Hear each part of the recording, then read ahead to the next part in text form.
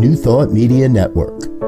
We are a global broadcast network of positive music, media, and entertainment, inspiring humanity's evolution along the journey of enlightenment and creating a world of love, peace, empowerment, and prosperity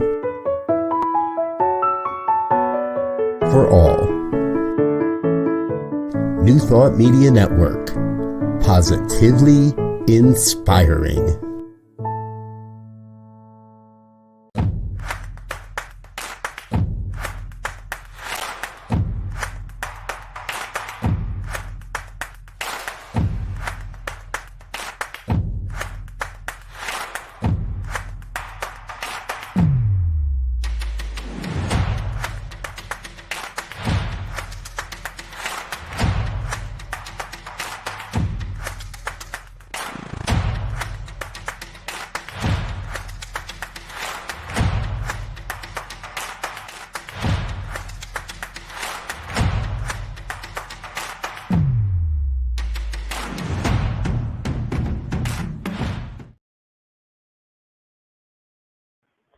Hello, my friends, and thank you for joining us for Spiritual Toolkit today.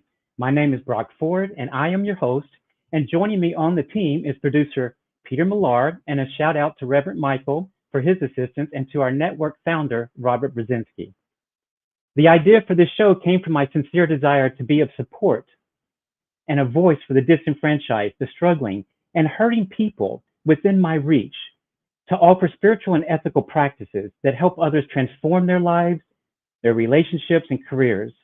And my hope is that we can support others on their path to their passion, dreams, and best life, building a bridge of understanding, healing, and thriving for all. So we will have guests from all walks of life about real life and navigating its twists and turns triumphantly. And today I have a very special guest, a very dear friend of mine that I met at Unity of San Francisco probably about 25, 26 years ago. And her name is Francine Bravetti. She's an author, a ghostwriter, editor, and book coach. She has over 30 years of journalism experience, a Master's of Arts degree from UCLA, and a Bachelor of Arts in French. She specializes in the areas of memoirs, family histories, autobiographies, press releases, newsletters, business writing, and writing workshops. Francine helps business creators write about their innovations and their service to the consumer, whether it's on their websites or in a traditionally published book or ebook. She also serves businesses that want to document their corporate history or that require collateral material. A business journalist of long standing with international experience, Francine's work is very broad, y'all. Francine has the gift of listening to people deeply and drawing out the material that they would not know how to say without her help. Francine offers workshops, one-on-one consultations, and public speaking. And you can contact her for a free consultation on her website, which is Francine at francinebravetti.com. And with that said, y'all, let's welcome Francine Bravetti to Spiritual Toolkit. Hi, Francine. Hi. Hey, you. How are you? I'm doing wonderful. We can hear you just fine. Thank you so much for being here. I've been looking forward to our conversation today. And we go way back. And I actually took some of your classes that you gave and some of your workshops. So I'm very eager to hear more about what you've been doing since then. So you ready to get started, Francine? I can't wait. All right. Well, why don't we start with, if you'll share a little bit about the path that led you to this career. Thank you. Well, I was a business journalist for many years. I started out with a shipping newspaper in New York called the Journal of Commerce. Then I moved to Hong Kong, where I freelanced for 12 years, covering foreign trade and transportation. I came back to the Bay Area at the end of the transformation of Hong Kong into Chinese territory. And then I got a job with the Oakland Tribune covering business, mostly entrepreneurship, high technology, and small business, things like that. And the last A businessman that I wrote a profile of before I left the paper. I wrote a profile of this gentleman named Albert Del Maso, who started his uh, produce and grocery business. And after the story came out in the paper, he hired me to write his autobiography. And right after that, I left the paper and began doing that only, helping people write their books. And that's what I've been doing ever since. Well, you know what, Francine, that's really a ministry. You know, that is a real ministry of love and of spirit that you help other people be able to realize that within them that they can put it on the paper or you write it for them and so that they can talk about it. That's an awesome thing. Thank you. My heart goes into it. Yeah. Mhm. Do you feel I like it, do Go you feel ahead. like this is a spiritual journey for you? Well, I hadn't thought of it that way, but now that you put it that way, yes, I do. Thank you. Because I feel I have an impulse, a desire, a drive to help people draw out memories that they've forgotten for many years, or to Hmm. articulate things they didn't know how to say before. I feel that's my gift. And I Hmm. love helping them write it or teaching them how to write it. One of the other. Yeah. I know that is your gift. That's your unique gift that God gave you. And you do it very well and very eloquently as well. And you certainly helped me and the people that were in the class that I was with. But at any rate, so what's the process to get started if someone wants to work with you? Okay, well, first of all, they have to decide, do they want me to write it or do they want me to help them write it themselves?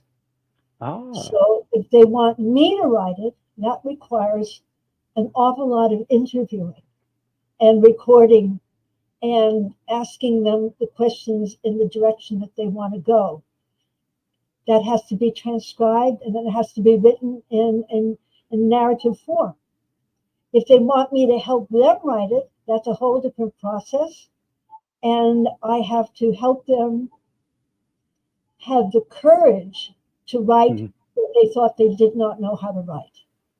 That's what I Mhm. have to do. Yeah. You know, you used that word courage, and I'm glad you used it because it instantly reminded me of, I don't know when it was, but so many years ago that I took your class that I remember telling you I was afraid to write what I wanted to write because I was afraid I would upset people. Do you remember that? Absolutely do. So Mhm. that stuck with me, and I still didn't write it because I was afraid of hurting people or telling stuff that people didn't want me to say. But at any rate, but now it's all come out. So, but thanks to you and thank you. Well, I'm glad I gave you a kick in the pants to do that. You did. Yeah. So, what's the process of getting someone who wants to write their history but's afraid, like me? But I wanted to write it. I didn't want you to write it. I just wanted you to help me figure out Right. how to write it. So, how do you help someone like me? First of all, we have to develop a trusting relationship. And they have to know that if they say something that they don't want mentioned, I won't mention it. Especially this is important if we're in a class together. You know, Hmm. everybody is has to promise to confidentiality. But if we're doing it one on one, then I have to ask you some really basic questions. Why do you want to write your story? Whom do you want to read it, if anybody? Why do you want those people to read it? What are you afraid of saying? So, a lot of people can't write because they have a lot of fear. They have a fear of, well, you know, what people call writer's block is really self criticism. And so they have the fear that they're not going to be able to do it well, or that people will ridicule them if they read it. That's really what writer's block is about. There's a fear of self-criticism and a fear of other people's criticism. So the way I deal with that is by listening intently Hmm. and encouraging them and praising them and giving them advice and asking them just to start writing a sentence. Just start with the sentence. Write why you want to write this book, who you want to read it, why you want them to read it. And the reasons why people may want to write a book are quite various. It's not completely obvious when you say you want to write a book, why you want to write a book. So can I tell you what some reasons are that people want to write their book? Please, yes. The most obvious reason is they want their children to read it, right? They want their descendants to understand how they came to be who they are today, the challenges they overcame, the negative things they wish they hadn't done or said. That's one thing. They want to pass their story on. There are other reasons people do this. Some people want a kind of catharsis. They want to revisit their past so they can get past certain challenges, internal challenges. Other people want to write their story in order to distinguish them from the family that they came from. So, for instance, I had a wonderful client once who was the daughter of the man who started the Oakland Zoo. And her father and her grandfather were celebrated naturalists in their day. This is like 100 years ago. They brought to common knowledge species no one had ever seen before. And when her father, Sidney Snow, started the zoo, he built the family home in the zoo. So she wrote her story, the kind of subtle message was, Dad, Granddad, you did these great things, but I grew up in a zoo and nobody else did. And she recounted the many experiences she had with animals as a young person. For instance, after she got married and had her first child, they had an elephant. And one day she was strolling the pram across the lawn, and the elephant from afar saw her and started galloping towards her. And as soon as he came to her, he put on the brakes and took on the pram's handle and started pushing it himself. I mean, you can't make that up. Yeah. That's a good story. You know, she may not even have thought of telling me if I hadn't been there to ask her. So that was another thing. So distinguishing yourself from the family is one thing. And another thing is self-forgiveness. People want to review their life and learn more self-acceptance and self-forgiveness. They may not even want anybody else to read that, but they need to write it. I was going to say, I think that's a little bit of what was happening with me during that time, was that I wanted to tell this particular story of why I left Tennessee. And I was very afraid, as I told you, and just shared with everyone else. But it was also a release to forgive and to let go of it. And I did finally, years later, was able to forgive all of that and forgive myself as well and forgive the other people. But thank you for sharing that. I had never thought about that particular reason. Can you share maybe what's the most surprising reason you've ever heard that someone wants to write that? You know, I think I've covered the major ones. A surprising one. We actually have someone in the chat. Actually, Peter, our producer, wanted to see if I could invite him in for a minute. He has a question for you. Peter, you're welcome to join in. Hi, Francine. Hi, Peter.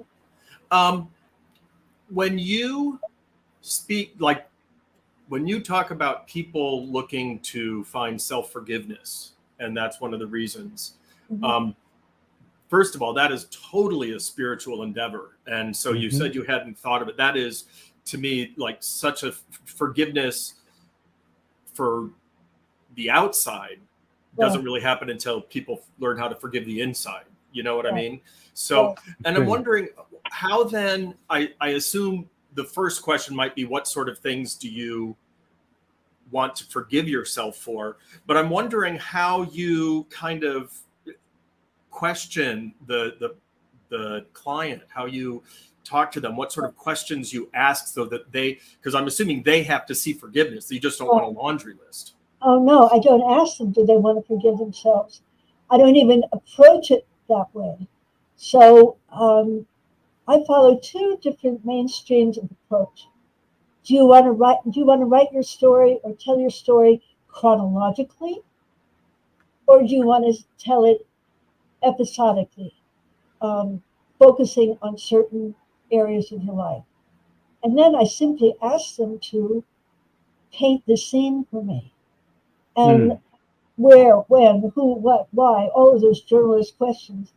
And all of that material comes out when they do that. I don't have to probe into their hearts with the screwdriver. It just comes out. It just comes out. Because I'm listening, and they're watching me listening, I think, with care and interest. And they melt. People melt. Sure. It becomes very emotional for them when they're sharing these I've had people cry. Not very many, but it's happened. For instance, the lady I was telling you about who grew up in the zoo, when it came to having to talk about her husband's death, she started crying. And I let her cry. And I just let her cry.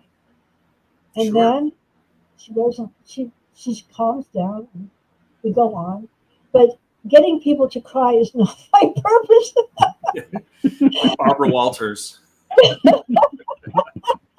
I'm just there to hold them. I'm just there to hold them when they go through that. Do you ever find that as people are sharing their stories with you, that you realize they have a reason to want to write their story that is not what they first told you? Does that question make sense? Yes, it's interesting. Let me think about that. Yes. It sounds like you have an example. So remember I told you that my first client was a man who I profiled in the Oakland Tribune, and then after that, so he started his business with a loan of $500 from his brother.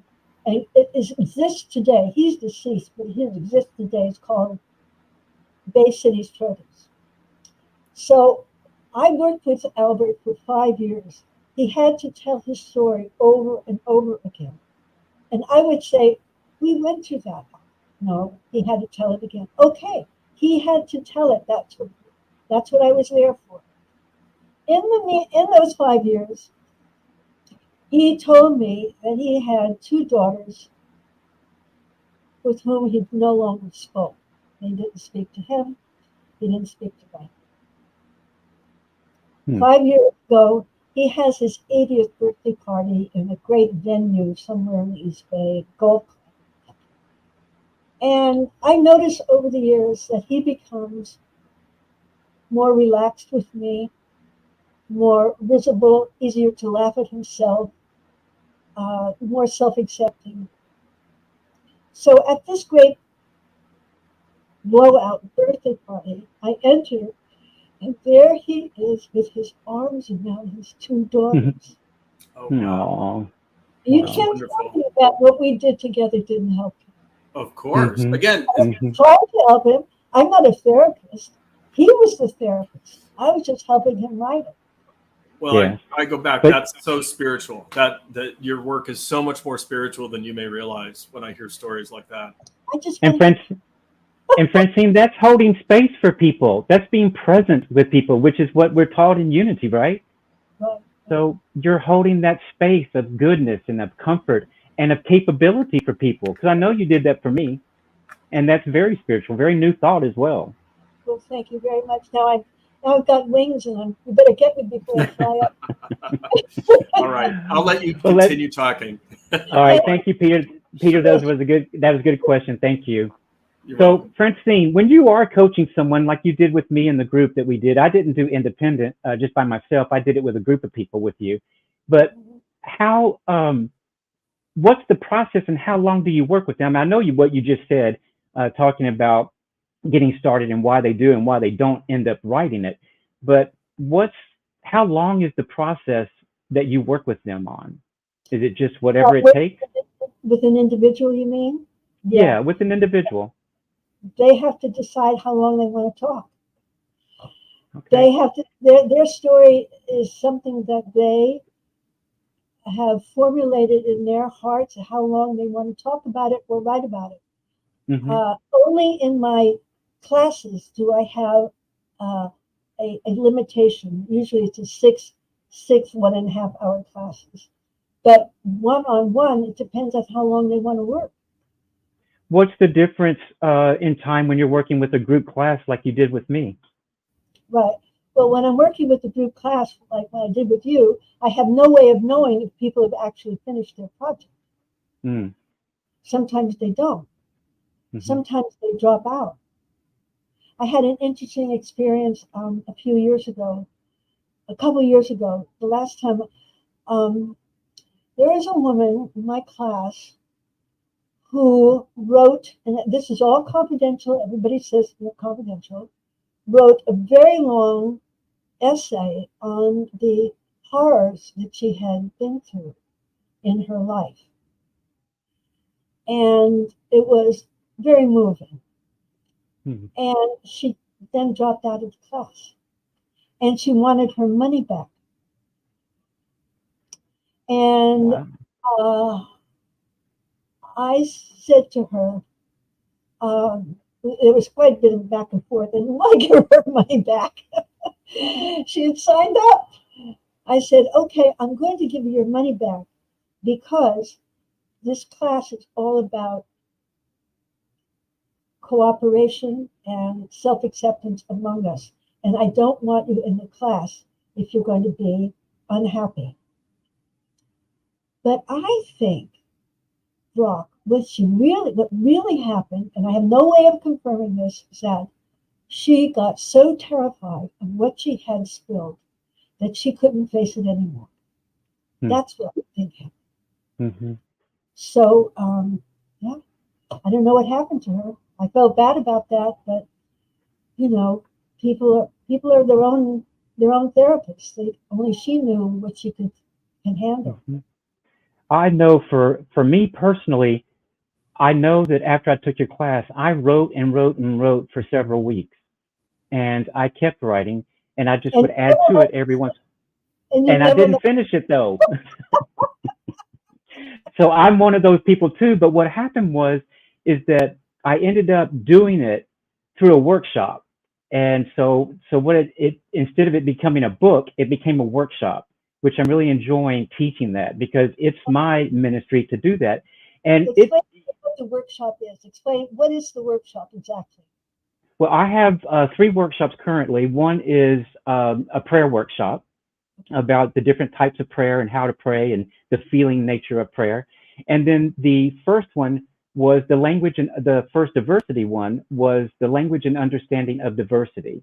And that was about just helping people understand terminology and history of the gay community, the LGBTQIA plus community, and things of that nature.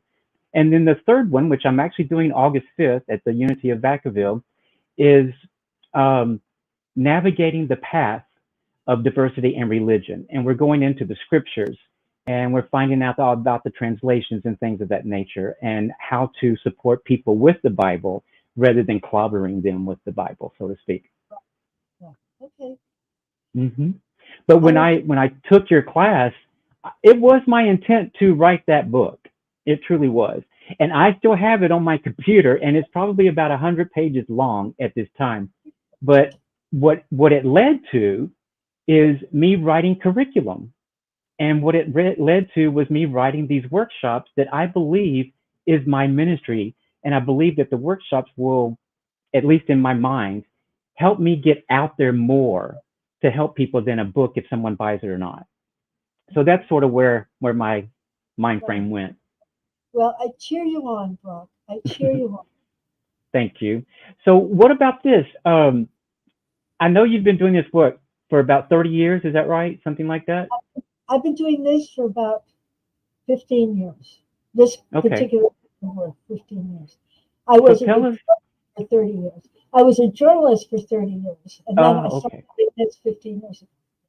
I see. What is, I guess, what is one of the things that really stands out to you? Maybe one of the clients that stands out to you that actually finished. Did they finish and they get that book published? Yeah. So that last class I had a woman who was writing her life story, which I never read, but it inspired her to go on and write a children's book about God. And I don't know why she got that idea from me. I don't think she got the idea from me. I think she got the impetus from having been in my class, just as you did, right? Once you start writing and you feel that it's not crap, you keep on writing, and a spigot opens, right? And your heart comes out. Hmm. So I that's love what I that. think an interesting product of my, Mhm. yeah. Thank you for that. And y'all, we've come up Francine, on a time. I'm sorry, can I Peter. ask one You quick question? Francine, go how ahead. many people actually make it to a published book, whether it's self-published or not? So glad you asked that. And the Mhm. answer is very few. Very few. And do you speculate Well, on why that is? Do people just need to get it out and then they're done, or they that's one get afraid? reason. Another Uh-huh. reason is they don't finish. Yeah. And I'm there if they want to finish. They can come and say, how can I finish this? Another reason is it's really difficult to publish. Now, if you're going to self-publish, that's an investment in time and money and labor. Mm-hmm. And it requires some amount of research to know how to do that, because there are all sorts of options for self-publishing. Mm-hmm. And if you want to go to a traditional publisher, that's even harder, Sure. because traditional publishers publish memoirs only of celebrities. Yeah. So you have to be LeBron James or Michelle Obama or something like that. Mhm. Right? Probably Understood. not Peter Millar. As important as I'm sure your memoir is fascinating, it probably won't. Okay. Okay. Well, Fair enough. y'all, we need to go to a break in just a few minutes, but actually in about a minute. I wanted to say I want to follow up on that. Francine, Peter has been a very dear friend to me, and he is helping me. Peter used to be an editor in San Francisco at different magazines, but I help Peter with his dogs, his doggy daycare and things like that every once in a while. And he actually I'll write my sermons, my messages for church, and then I'll give them to Peter. And Peter makes me sound so much better and so much more educated than I am. But but he actually helps edit my workshops, my writings, all those different types of things. So it's really good that we can do that with each other. Bravo to both of you. But we need to take a break real quick. Everyone stay with us. Don't turn your computer off or your phone off. We'll be right back in just a few minutes. We'll take about 2 minutes for a little break. You'll see some commercials, and we'll be right back at New Thought Media Network with Francine Bravetti. Watch me change when you change the way you look at things. The things you look at change. When you change the way you look at things, the things you look at change. When you change the way you look at things, the things you look at change. When you change the way you look at things, the things you look at change.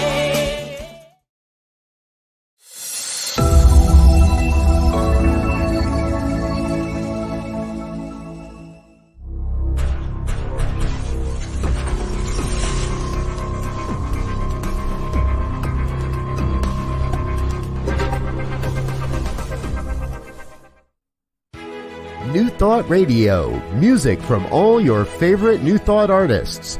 From Jamie Lula, Karen Drucker, Gary Lynn Floyd, Ricky Byers, Daniel Namod, Eddie Watkins Jr., and many, many more. 24/7 New Thought Radio. Positively inspiring.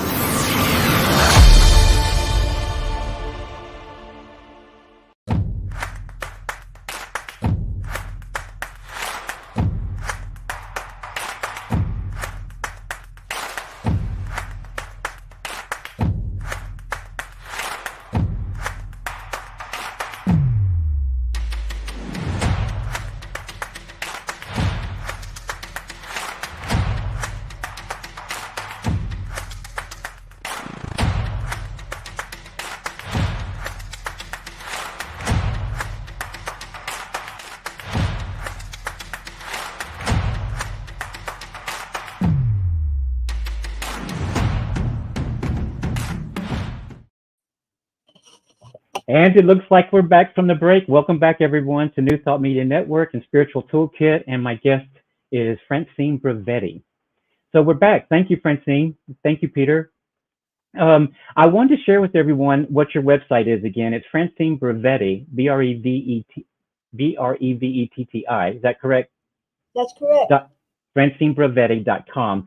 And while I was looking at your website, because I hadn't looked at that in a while, I saw a quote that you have on your website, and I want to share it with everyone if it's okay. And then I want you to sort of elaborate a little bit on it, if you would, because I think it's very interesting. But it's a short quote, and it says, and I believe this to be true, "I have heard it all, and I can tell it well." Tell us a little bit about that. That's my quote. Because, you know, when you help people write your books, you're kind of like a confessor, right? People tell you things, and I help people write it. I either write it them myself for them, or I help them write it. So I think I've heard it all, and I've lived around the world a bit too, and so I lived in Hong Kong during a time when it was 12 years before the change of sovereignty to the PRC. So people had a lot of stories to tell. There was a lot of fear, especially in the business community, and families were breaking up. People were emigrating. Part of the family was emigrating. Expats were going back to their homes, like especially British. And so I've heard a lot of stories in my life, and I treasure them. Yeah, treasure them. What was that? How did that happen? How did you end up going to Hong Kong? This is a really good story. Well, tell it to us. Let us know.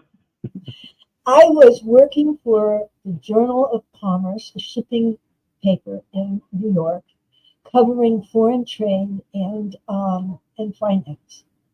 I had been there 7 years, and I could see I was going nowhere with this paper. In the meantime, we had a freelancer for the paper who was based in Hong Kong. And he came and visited us in New York, and we hit it off really well. And I, at one point, broached to him, "Do you think I could come work in Hong Kong?" He said, "Yes, come and help me." So he helped me emigrate to Hong Kong. He did all the paperwork for me and everything like that. There's quite a bit to do. And that's how I moved. And I meant to stay for a year. And after a year, I went back to New York and was so unhappy. I went back to Hong Kong and stayed for another 11 years after that. What was it that What was it that you missed that made you want to go back, that you loved so much? Well, first of all, the political situation was fascinating. It was like being on the porch step of a historical event, and it was. And I wasn't involved in it. I was just observing. It wasn't going to hurt me. And I was always interested in Chinese culture. I grew up in San Francisco. I was very interested in Chinese culture. I never studied it before I went to Asia. My background was in French and theater, but I was just, and I love Chinese art. I love pottery and calligraphy, and I studied Mandarin while I was there. So I was just involved. I'm just so involved in the culture, and that's why I went back. Wow. What a wonderful life. What an adventure that was. And you stayed how long? You went back for another year? Is that what it was? I went back for another 11 years. So I was there Oh, 12 years. Oh, oh my gosh. Wow. I I left had in no 80, idea. yeah, well, I left in 85, came back at the end of 97 after the transition had already happened. I was there to watch it happen. I was there to watch the governor of Hong Kong, Christopher Patton, hand over his authority to the Beijing government in a public ceremony, and I saw him cry. And was it easy to get along there speaking English and all of that? Very easy because the Hong Kongers had been a colony of Britain for 150 years. So many people spoke English. Not everybody, many people spoke English. And I was studying Mandarin. I should have studied Cantonese because at that time people spoke Cantonese. But I liked the sound of Mandarin better. I never mastered Mandarin, but I loved studying it. And I still to this day practice characters. Practice Hmm. the quote. Yeah. And we have a mutual friend in common, Joel, that's living, I believe it's Hong Kong, isn't it? Yes. And he's raising his daughter there. But Joel, pardon me, I'm sorry. He what? He's raising her daughter, his daughter. Joy. Hmm. But Joel, I have to tell you, is not living in the Chinese enclave of Hong Kong. He's living in a part where only mostly expats live. So Oh, okay. I was living in a Chinese neighborhood, and I feel a better cultural experience, a different cultural experience than he has. So there you go. Hmm. Anyway, Hmm. I remember walking down the street one day because I was living, as I said, in the Chinese neighborhood, as most are, and I saw my reflection in the glass, and I said to myself, "Who is that white woman?"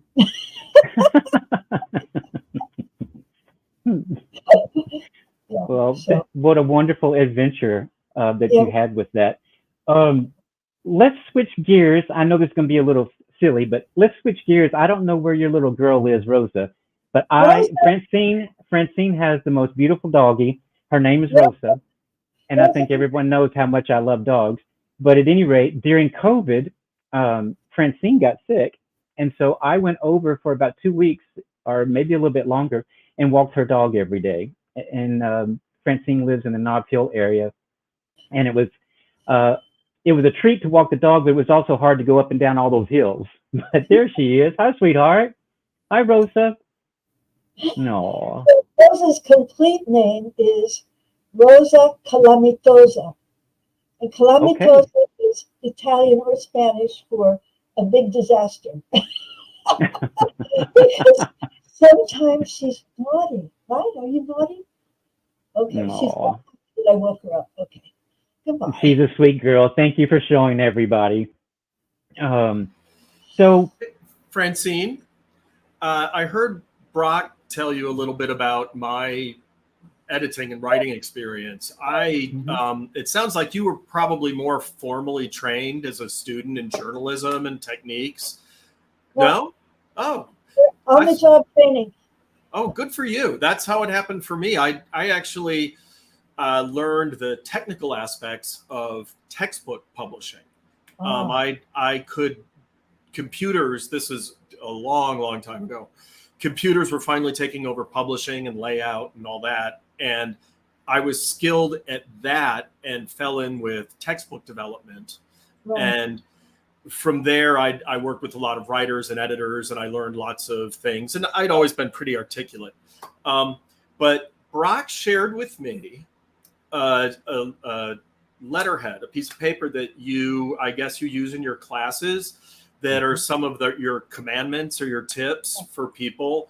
And I took the liberty of making some graphics out of them. I'm wondering if you would be interested in kind of talking about a few of your tips, and we'll look through them. Okay. Yeah. Give We me would love just that. 1 second. And Peter, thank you for reminding me of that. And then I'd like to talk to you about editing at some point. Oh, Sure. okay. So this is the handout as Brock gave it to me. I assume what you do in class. It's a little hard to read, so I'm going to switch to this, and we'll go through the tips and spend as much time or as little time as you'd like to talk about them. And Well, this I think is pretty self-evident. People don't know how to start. And I say, just start anywhere. Start anywhere. And just keep writing. Eventually, your story will take shape. It may be a shape you want to change later, but eventually you will get the spigot turn on. You know, okay. the spaghetti machine will start. I had a teacher it was high school, I believe, and then again in college, who said, if you want to write, you have to read everything you can possibly get your hands on also, which I'm not a good reader. I'm not as good a reader as I am a writer. Okay. Tip 2. Okay, so your openings, of course, don't expect to write your first sentence as the best sentence in the world. But when you are ready to publish and edit, your first sentence should be a magnet, right? It should draw people in, right? Can you, I know I'm putting you on the spot if I ask you to think of an example of what's really No, compelling. I can't think of one right now. Avoid It's a Dark and Stormy Night. I can. Just a minute. Hold on. Okay.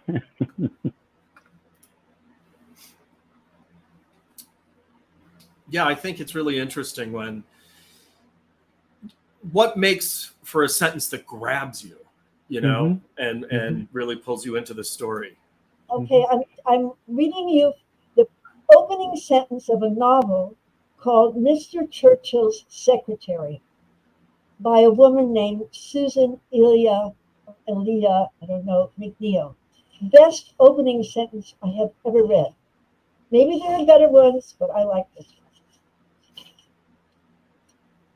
Half an hour before Diana Snyder died, she tidied up her desk in the typist's office of the cabinet war rooms. Bingo. I thought that was superb. Yeah. So this woman was Churchill's secretary, and it's putting you in the place where she is and leading you to want to read, well, how the hell did she die? Exactly. Exactly. Okay.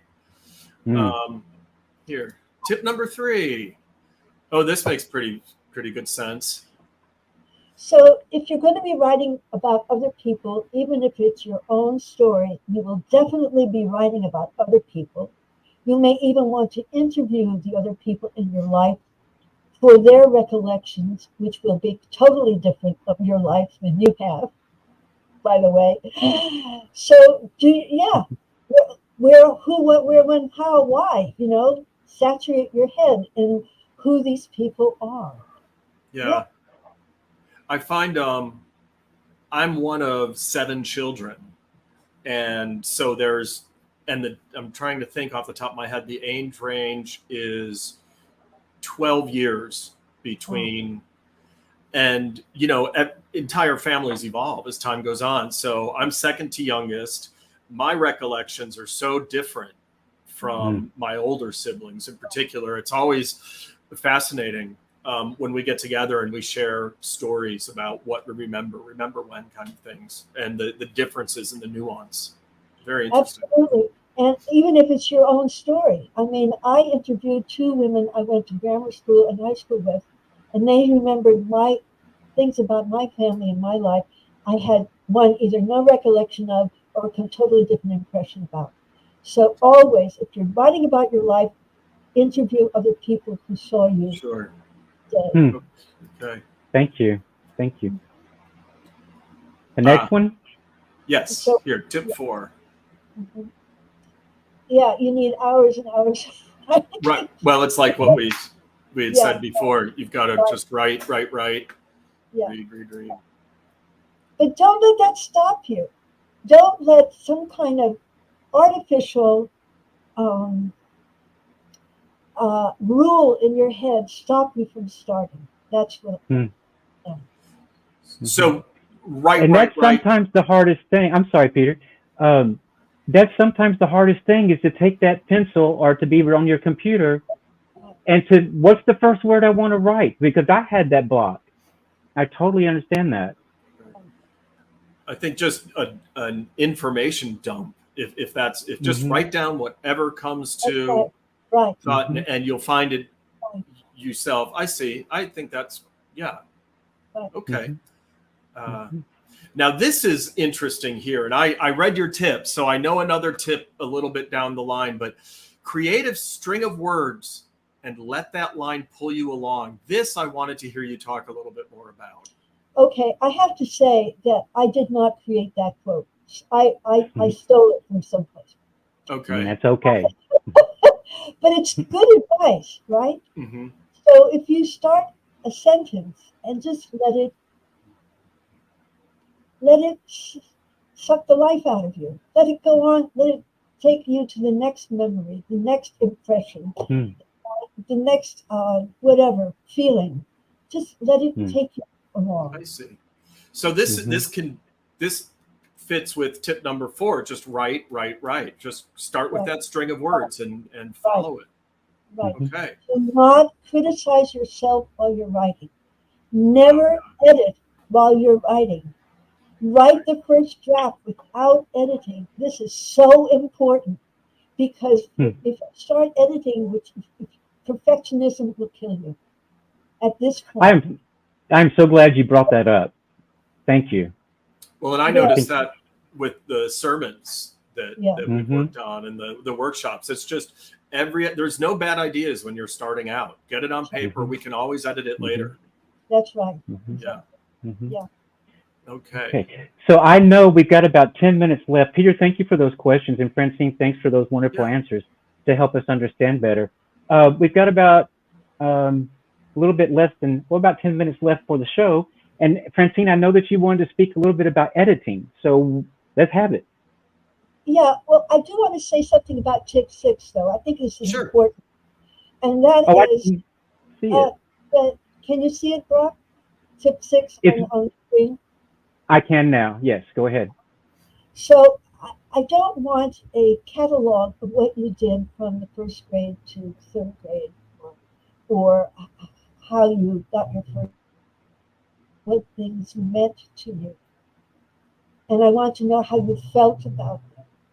And this is the most important thing in a memoir, not an agenda of your life's events. Okay, that's all I want to say about that. Okay. So about editing. So, Peter, there are 2 main streams of editing. One is line editing, meaning you correct the grammar, the spelling, the punctuation, all that stuff. And that's important to do. I like developmental editing, which means I critique the structure and the flow of your narrative. Okay? So if you've got a gap in your thinking, and I'll say, but what happened between and then? And no, this needs to go up there. No, you need a different way of getting into that section. That's the kind of thing I enjoy doing because it's practical. Yeah, I am not a copy editor. I am. attention to detail is not my strong suit. If you could see my desk and my counters, it's like, don't touch anything because I know where I left it last. Don't clean anything. But yeah, what I find is, when I got involved with the textbooks and I had all of these, most of the writers and editors were retired school teachers. And so they had a certain amount of formal training, and specifically with what's appropriate for children at different levels and all that. And I just began to intuitively understand that there's a kind of a flow going on here and a rhythm. And of course, there's a lot of lead with the headlines in that kind of writing, big concepts first and then dissect and all that kind of stuff. And then I met a writer after that. I was working in like magazine publishing, and he's not a famous name or anything like that. He wrote for the gay community and subsets of the gay community, but I found his writing, every sentence just naturally led me into the next sentence. It was like, I don't know, having a chocolate milkshake through a straw. You just want to keep on going. It was so casual, and I didn't even notice that I was going to the next sentence. Sometimes reading feels tedious to me. That's what every writer hopes to achieve. Yeah, and so that was very inspirational for me, is to, quite frankly, wow, if I could write with a flow as good as his. And the other author that I read a lot of, Bailey, is David Sedaris. I don't know if you're familiar with the humorist David Sedaris. I find his flow. I'm going to let you two chat for a minute. So Please. I think Brock has things he wants to say before we say goodbye. Oh, I actually thank you, Peter, for taking care of those dogs. The life of dogs, y'all. Life with dogs, rather. I wanted to just a few more things. I know that you worked with Urban Angels. I worked with Urban Angels, and you haven't done that since the pandemic and everything. But I remember when it first started up, I would see you out there doing those tables and all those things and helping out. But that's a ministry also, Francine. You amazed me, and I really respected you. And it was part of seeing you and a few more people out there is why I ended up asking Nelson if I could come and do that with them as well. But what a wonderful thing. Give us just a little bit about why you did that. I can't stand seeing people suffer or starve or not have enough to eat or put on. And Nelson Barry, who started Urban Angels, made it available and possible for me to help out. And I just love talking to people who are living on the street. They need to feel a human connection. They need to see you looking at them and smiling and saying, "How are you? What's happening with you today? How's your son? How's your dog?" They need this human connection. It gets me very upset when I understand how people avoid people on the homeless on the street because of fear. It is. They have nothing to fear. They have nothing to fear. They have only their humanity to share. And they look away. They don't want to even think about it. But I know that because I saw all of y'all doing that, that was during the time when I was in seminary. And one of the things that I was required to do was to go out and be of service to the world. And so the very first thing I did was I asked a friend of mine who actually goes out and sees dogs if I could help him, but he didn't want a partner to go out with them. But at any rate, I called Nelson and I asked Nelson of Urban Angels, who is also a member of the Unity San Francisco, if I could help him, if I could go out. And he says he desperately needed the help because a lot of people quit during the pandemic. And I said, well, I've got gloves, I've got masks, let's go. And it turned into a wonderful ministry for me. I still go out. I don't go out with Nelson and Urban Angels now that we've moved over to the East Bay, but I do it over here on my own as part of my own Brock Ford Life Ministry. But I go out about twice a week and I sit with them, I hug them, I talk to them, I let them just tell me your They, story. they need to be acknowledged as human beings. Exactly. And they've become friends. I look forward to going and seeing them and sitting down and hearing how their week is. But it's a wonderful thing, and I saw that because of you and Nelson. So thank you all for not Thank you. even knowing that you helped me get into that. Good for you, Brock. By the way, people want to look it up. It's urbanangelsSF.org. Thank you for telling them that. I didn't have that with me. UrbanAngelsSF.org, right? Very good. All right. So, Francine, we've got about 5 or 4 minutes left. What are some last thoughts that you would like to leave with people? Tell me your heart. Hmm. When you are writing, tell me your heart. What is it that you are bursting to say and express that you haven't felt an audience for?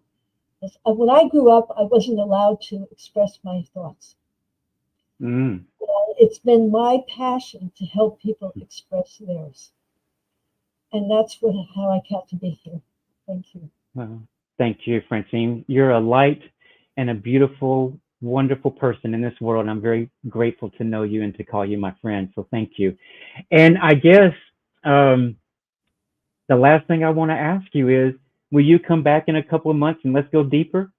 Oh, please, let's do this. I would love that. And we'll get Peter involved as well. He loves all the editing and writing and things of that nature. That's why he was speaking up today. So thank you for that, Peter, as well. But at any rate, Francine, thank you very much for joining our show. We've come to the end of it. I appreciate your participation and sharing such wonderful, helpful information. Thank you to all the viewers and the subscribers. And join us next week when we go behind the scenes with our producers of the show to learn more about them, their service to the world, and how they make New Thought Media Network truly a positive presence in the world. So thank you for joining us on New Thought Media Network. Check us out next week as well at 3 o'clock Pacific time. And y'all, thank you for being here. Francine, I love you so much. Thank you. And good night, everyone, and blessings to you all. Thank you.